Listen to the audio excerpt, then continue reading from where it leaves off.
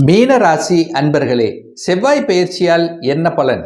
அதாவது 16/1/2026 23/2/2026 வரை இந்த 39 நாட்கள் செவ்வாய் பகவான் மகர மனையில உச்ச பலத்தோட வலிமையா உட்கார்ந்துருக்கார். அப்போ செவ்வாய் பகவான் உச்ச பலம். செவ்வாய் உங்க ராசிக்கு யாரு அப்படின்னா, அதாவது இந்த மீனராசி என்பவர்களுக்கு 2ஆம் அதிபதி, தனத்தை கொடுக்கக்கூடியவன், குடும்பத்தை அமைத்து கொடுக்கக்கூடியவன், வாக்குஸ்தானத்தின் அதிபதி தான் அந்த செவ்வாய் உச்ச பலம். அதே போல உங்களுக்கு பாக்கியத்தை தரக்கூடியவனும், அதாவது யோகத்தை தரக்கூடிய ஒரு கிரகம் அப்படின்னா அது செவ்வாய் தான் சொல்லணும். அவரும் உச்ச பலம். அப்போ என்னன்னா வலிமையாக இருக்கிறது. இந்த 39 நாட்கள் நல்லா யூஸ் பண்ணிக்கலாம். எதெல்லாம் உங்களுக்கு ஒரு நல்ல பலன் கொடுக்கும்னா, குடும்ப விஷயத்தில் குடும்பம் உச்ச அடைகிறது. அப்போ குடும்பத்தில் இருந்து வந்த பிரச்சனைகள் எல்லாம், எத்தனையோ பிரச்சனைகள் உங்களுக்கு குடும்பத்தில் இருக்கலாம், அந்த பிரச்சனைகளை எல்லாம் தீர்த்து வைக்கக்கூடிய ஒரு காலகட்டம் இந்த காலகட்டம் தான். இந்த 39 நாட்கள் அத்தனையும் சரி செய்து கொள்ளலாம். கணவன் மனைவிக்குள்ளே இருந்து வந்த பிரச்சனை எடுத்துக்கலாம், 2 பேர்த்துக்கு ஈகோ பிரச்சனை இருக்கலாம், அல்லது ஒருவர் ஏதாவது ஒரு ரூபத்தில் பிரிந்திருந்தாலும் இந்த காலகட்டத்தில் ஒன்றிணைக்குவதற்கான வாய்ப்புகள், சந்தர்ப்பங்கள் உண்டு. இதை சரியான முறையில் உபயோகித்துக் கொள்வது சிறப்பு. தனத்துக்கு பிரச்சனை இல்லை. தனஸ்தானத்தின் அதிபதியான செவ்வாய் உச்சபலம், வலிமை. அது எங்க? லாபஸ்தானத்தில் வலிமை. இப்போ பொருளாதாரம் சிறப்பு பெறும். பொருளாதாரம் அட்டகாசமாக இருக்கும் போது பொருளாதாரத்தில் எந்த குறைபாடும் ஏற்படுத்த போவதில்லை. கையிலேயே காசு இல்லைன்னா கூட ஏதாவது ஒரு ரூபத்தில் உங்கள் சட்டப்பைக்குள்ளே காசு வரும். இப்போ பணம், பொருளாதாரம் சிறப்படையக்கூடிய ஒரு காலகட்டம் அப்படின்னு எடுத்துக்கலாம். என்ன வாக்கு தான் செவ்வாய், கோபமாக பேசுவீங்க, ஆக்ரோஷமாக பேசுவீங்க. அந்த கோபம் ஆக்ரோஷம் மட்டும் இருக்கும். கொஞ்சம் நிதான போக்கை கடைபிடித்தால் சூப்பர் அப்படின்னு சொல்லலாம். 9ஆம் அதிபதி 11ஆம் இடத்தில் உட்கார்ந்துருக்கு. அவங்களே 2ஆம் அதிபதியாக இருக்கார். அப்போ பாக்கியத்தை தரும், தன பாக்கியத்தை தரும். முதல் பாக்கியம் தன பாக்கியம், அடுத்து குழந்தை பாக்கியத்தை தரும், அடுத்து திருமண பாக்கியத்தையும் ஒரு சிலருக்கு அமைச்சு கொடுக்கும்.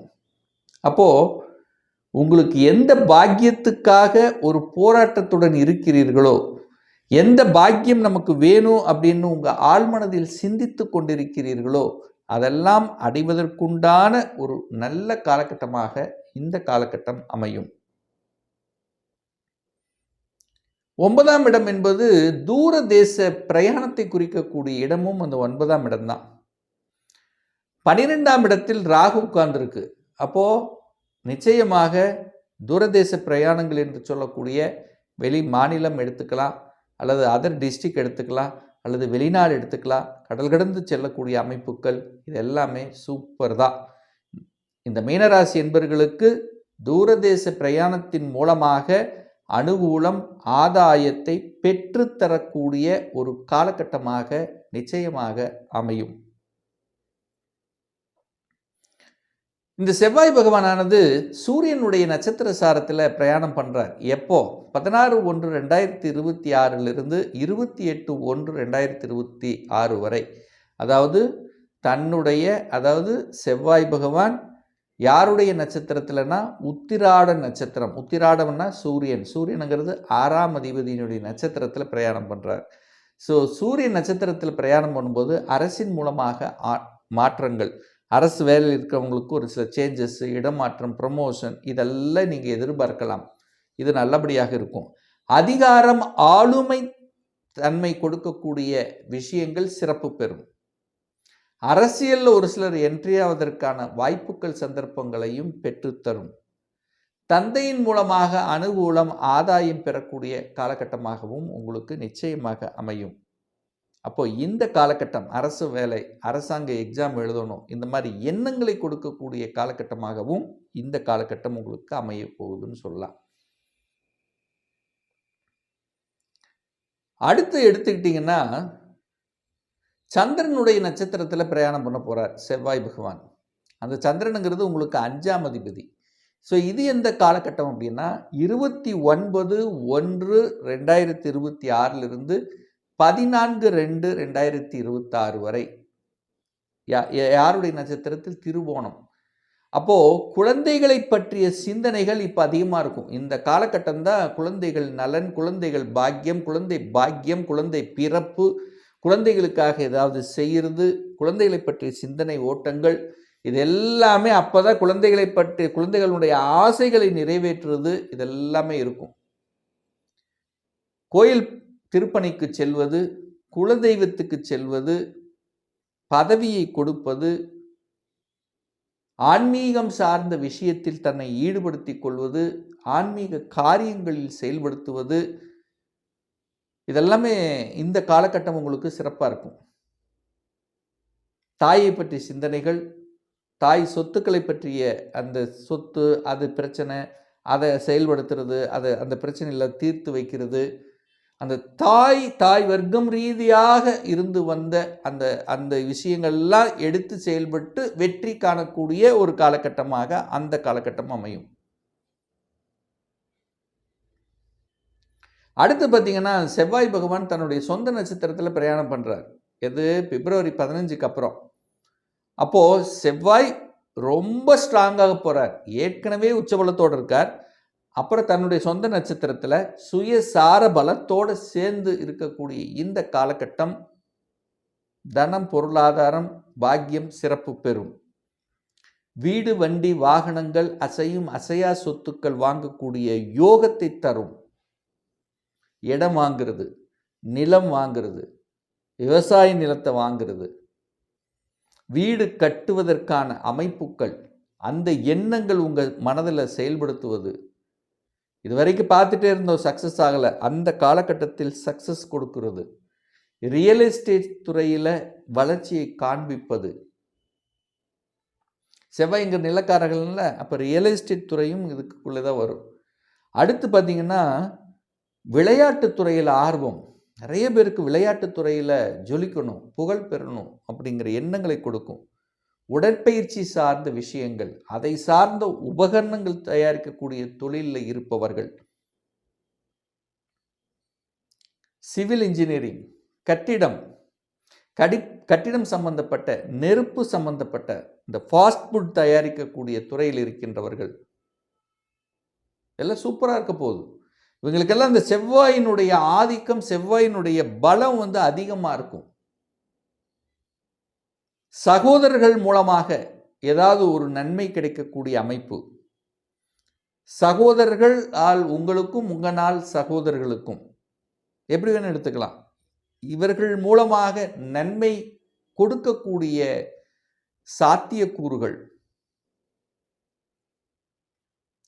சீருடை அணிந்து பணியாற்றி கொடுக்கக்கூடிய தன்மையில் இருக்கக்கூடியவர்கள் அத்தனை பேரும் சீருடை அணிந்து பணியாற்றி கொண்டு, போலீஸ் சார்ந்த விஷயங்கள், இராணுவத்தில் இருக்கின்றவர்கள், இதெல்லாமே அற்புதமான ஒரு பீரியடாக அமையும். அடுத்து நீங்கள் பார்த்தீங்கன்னா, அந்த செவ்வாய்ங்கிறது மருத்துவத்துக்கும் குறிக்கும். நிறைய பேர் இந்த மீனராசின் பேர் மருத்துவத்துக்கு போகணும், ஏதோ ஒரு வகையில், அல்லது மருத்துவ துறையில் இருக்கின்றவர்கள், அந்த மருத்துவத்தில் வேலை பார்க்கின்றவர்களுக்கெல்லாம் ஒரு சிறப்பை தரக்கூடிய, என்னதான் அழுத்தம், ப்ரெஷர், டென்ஷன் இருக்கட்டும், இந்த மீனத்துக்கு பார்த்தீங்கன்னா கண்டிப்பாக இப்போது 7.5 சனியில் ஜென்ம சனி ஓடிட்டுருக்கு, இல்லைன்னு சொல்ல. அழுத்தம், ப்ரெஷர், டென்ஷன் எல்லாம் இருக்கும். ஆனால் இருந்தாலும் இந்த 39 நாட்களில் பொருளாதார பாக்கியத்தில் சிறப்பை தரும், ஒரு பேரையும் புகழையும் தரும். தான் யார் அப்படிங்கிறத அந்த காமிக்கக்கூடிய அமைப்புங்கிறது அந்த காலகட்டம் உங்களுக்கு ஏதோ ஒரு வகையில் கொடுக்கும். ஏன்னா 4 கிரகங்கள் அந்த காலகட்டத்தில் 4 கிரகங்கள் 11ஆம் இடத்துல இருந்து 5ஆம் இடத்தை பார்க்குது. அப்போ பூர்வ புண்ணியத்தின் பலனாக நீங்கள் எப்போவோ பிரார்த்தனை பண்ண உங்கள் குலதெய்வத்தினுடைய ஆசீர்வாதத்தோட இந்த காலகட்டம் சிறப்பு பெறும். இடம், நிலம், வீடு, வண்டி, வாகனம், ஒரு இடத்தையாவது வாங்கி போடுவீங்க. குறைஞ்சபட்சம் ஒரு இடம், அந்த இடத்தை பற்றிய சிந்தனைகள் வராமல் இந்த மீனராசி என்பவர்களுக்கு கண்டிப்பாக இருக்கவே இருக்காது. இதை நான் ஸ்ட்ராங்காக சொல்லுவேன் இந்த இடத்துல. ஸோ ஆக மொத்தம் இந்த செவ்வாய் பெயர்ச்சியால் அபரிவிதமான நன்மைகள் அந்த செவ்வாயினுடைய காரகத்துவத்தில் கொடுக்குங்கிறதுல எந்தவித மாற்று கருத்தும் கிடையாது. இன்னும் ஒரு துல்லிய பலன், டீடைல்டு ப்ரெடிக்ஷன் வேணும். அதாவது வேலையா பிஸ்னஸா, பிஸ்னஸ்ன்னா எப்போ, +2 முடிச்சிட்டேன், என்ன கோர்ஸ் படித்தா ஃபியூச்சர் நல்லா இருக்கும், 2026 எப்போ திருமணம் நடக்கும், எப்போ வீடு கட்டுவேன், எப்போ இடமாற்றம் ப்ரமோஷன் கிடைக்கும், எப்போ குழந்தை பாக்கியம், இது போன்று டீடைல் ப்ரெடிக்ஷன். ஒரு பர்சனல் கன்சல்டேஷன் எடுத்துக்கணும், சுய ஜாதகம் பார்க்கணும் என்று விருப்பப்படக்கூடிய அன்பர்கள் டிஸ்பிளே தெரியக்கூடிய நம்பருக்கு வாட்ஸ்அப் மூலியமாகவோ ஃபோன் கால் மூலியமாகவோ தொடர்பு கொண்டு நேரடியாகவோ அல்லது ஆன்லைன் மூலியமாகவோ கன்சல்டேஷன் எடுத்துக்கலாம். நம்முடைய அலுவலகம் கோயம்புத்தூரில் அமைந்துள்ளது. அதாவது கோயம்புத்தூரிலிருந்து மேட்டுப்பாளையம் செல்லும் வழியில் வெள்ளக்கிணர் பிரிவுக்கு பக்கத்தில் அன்னபூர்ணா ஹோட்டலுக்கு அருகாமையில் அமைந்துள்ளது. பிரியர் அப்பாயின்மெண்ட் எடுத்துட்டு நேரடியாக கன்சல்டேஷன் எடுத்துக்கலாம். நிச்சயமாக இந்த பதிவு ஏதாவது ஒரு ரூபத்தில் உங்களுக்கு யூஸ்ஃபுல்லாக இருக்குங்கிறதுல எந்தவித மாற்று கருத்தும் கிடையாது. நம்முடைய சேனலை நீங்கள் ஃபர்ஸ்ட் டைம் பார்ப்பவர்கள் என்றால் மறக்காமல் சப்ஸ்கிரைப் பண்ணிக்கிங்க. பக்கத்தில் இருக்கக்கூடிய பெல் பட்டன் மற்றும் ஆல் நோட்டிஃபிகேஷனை கிளிக் பண்ணும்போது நான் போடக்கூடிய அடுத்தடுத்த பதிவுகள் உங்களுடைய நோட்டிஃபிகேஷனில் வந்து சேரும். மீண்டும் ஒரு நல்ல பதிவில் உங்களை சந்திக்கும் வரை உங்களிடமிருந்து விடைபெறுவது உங்கள் அஸ்ட்ராலஜர் டாக்டர் சதீஷ்.